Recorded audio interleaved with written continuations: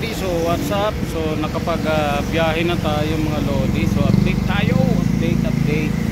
Ngayon lang pa tayo makapag-update mga Lodi. So 11 na, pasado, alas 12 na. So kahit pa paano meron tayong 5 booking mga Lodi. So 5 booking rides na tayo. So sa Cavite kanina nakakuha tayo ng Tansa. Tapos gumapang tayo puntang Bacoor. Nakakuha tayo ng 100 papunta ng LTO Parañaque. Tapos nakakuha tayo papuntang Pasig.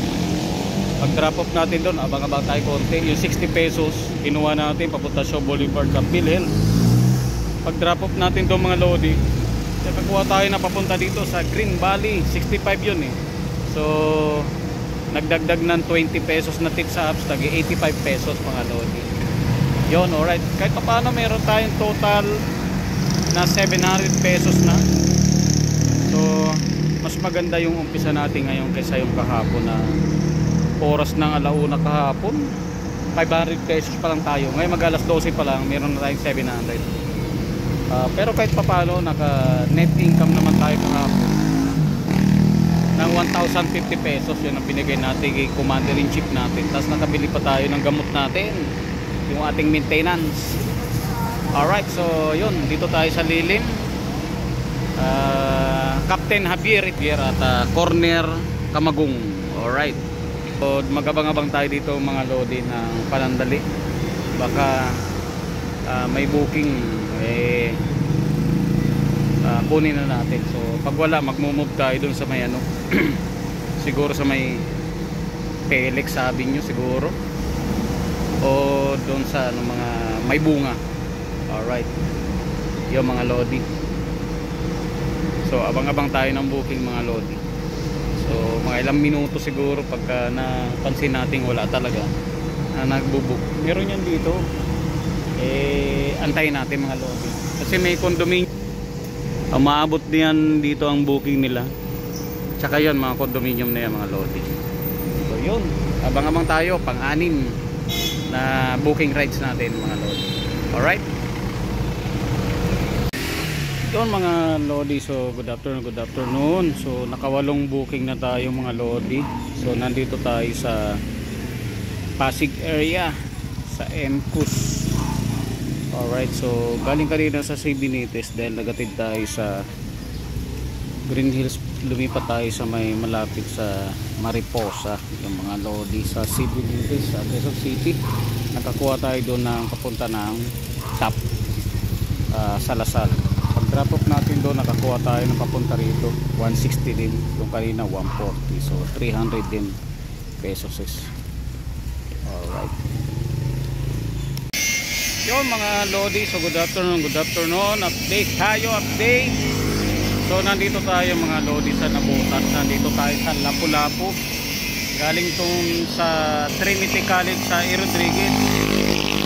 Nakakuha tayong papunta rito mga Lodi. Talagang 131. So ang bayad talaga kasi estudyante. Nabubulol tayo ay 131 talaga eksakto. Pero mo sa 10 pasahero natin mga Lodi, piso at 2 piso lang ang sobra sa mga pamasahe. Karamihan sakto.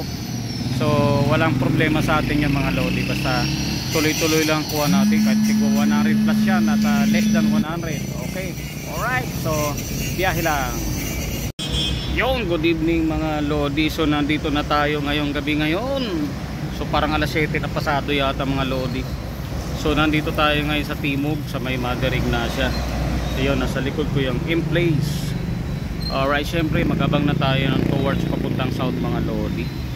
Kanina sana mayroong Ayala Mall sa Parañaque. Nagloading lang, di natin nakuha, sayang. 274 talagang hindi para sa atin. Biglang nagloading ang ating ano. Pero yun, abang-abang tayo mga Lodi. Alright, yun mga Lodi, nandito na tayo sa bahay. So hindi tayo makapag-update kasi sobrang traffic. So nag-focus na lang tayo sa pagkuha ng booking natin. Kahit paano meron tayong 15 booking rides mga Lodi. Kanina biglang umambon. So yan si Red, kaya naka-boots pa tayo mga Lodi.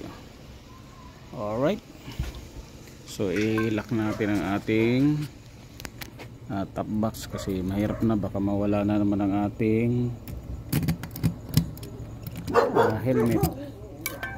Alright, so pasado na rin mga lodi. So andito na tayo sa bahay. Yon, isang mapagpalang Friday mga lodi. So kahit pa paano, ito din yung ano ko. Ano yan? Dumating na yan. Gamot? Gamot ni Primo? Yon. Alright, so sa bahay na tayo mga lodi. Ano bang ulam? Kanin o tinola mga lodi. So yun, so may mangga. So ito ang paborito natin, mangga na to, orange and mango, or yung gamot natin. So pinaka-importante, may kanin pa doon, may kanin pa ditong bagong luto. Pagkain ni Primo yan mga lodi. Mga lodi, so tapos na ang biyahe natin, magte 10:30 na. 10:23. Alright, kahit pa paano mga lodi, so naka-generate tayo ng income ngayon mga lodi. Alright, so mababayaran natin yung top up na yung dinagdag kanina. Naggas na tayo, 250 ang gas consumption natin mga lodi. Yun, sa mga bumabakbak dyan, keep safe, ride safe. So mabasa ang daan mga lodi. So yun, ingat-ingat lang, kuha lang ng booking mga lodi.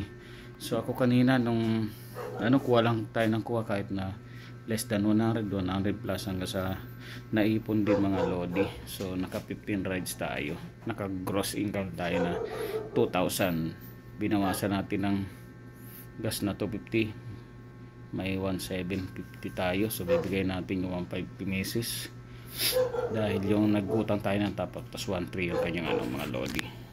Alright, so yun.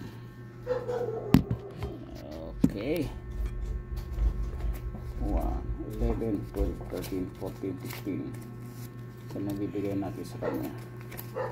May pang-top up tayo bukas. Alright,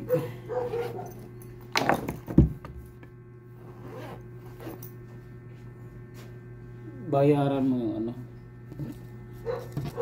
inabunan mo ba yung 200 na Gcash? Tapos to 1,300. Kabawi tayo ngayong araw na to.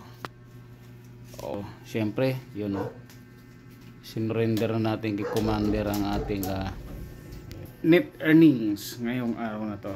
So mahababa pa, mababawiin natin kasi yung mga araw na hindi tayo nakapag-generate na income mga lodi dahil sa pagkuha natin kay, so bagong pangalan na pala mga lodi. So naisip-isip ko kasi puti siya, si White Pax. Alright, White Pax, hindi pala siya si, ano ba yun dati, Unicorn. Mas bagay pala kay ADB 160 si White Pax kasi puti siya. Alright, so yun, peace, I'm out.